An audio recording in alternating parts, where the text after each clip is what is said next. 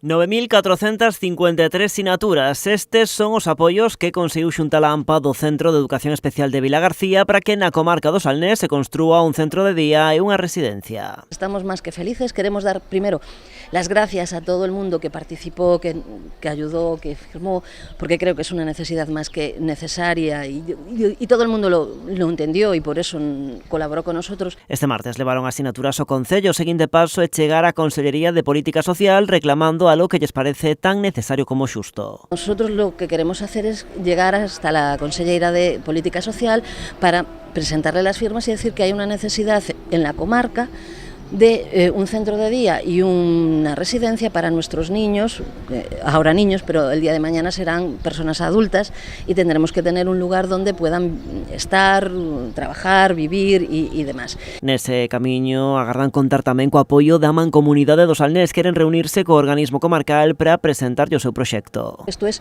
una problemática de la comarca, no es solo Vilagarcía, es Vilagarcía, Cambados, Vilanova, Ogrove, Meaño, toda la zona, porque hay niños de distintos lugares. Entonces, lo que queremos hacer es un proyecto común con la Mancomunidade para así poder presentarle a la conselleira y que no tenga la menor duda de que es más que necesario y que le hemos facilitado una serie de gestiones para que ya el proyecto se pueda realizar. A etapa escolar no Centro de Educación Especial remata os 21 anos. Este curso, por exemplo, rematan 4 dos seus 60 alumnos. Y esos 4 no tienen centro de día, se tienen que ir para su casa, con lo cual no procede que lo aprendido durante estos años lo vayan a perder ahora en su casa porque la familia no puede dejar de trabajar para poder estimular a todos estos niños. Entonces, el gobierno, el Estado, la Xunta, lo que tiene es que habilitar centros para que estos niños se sigan desarrollando. Nestes momentos non hai prazas nos centros que xa hai pola zona. Caso de con eles, explican que ademais son prazas vitalicias, polo que o movemento de vacantes é moi limitado.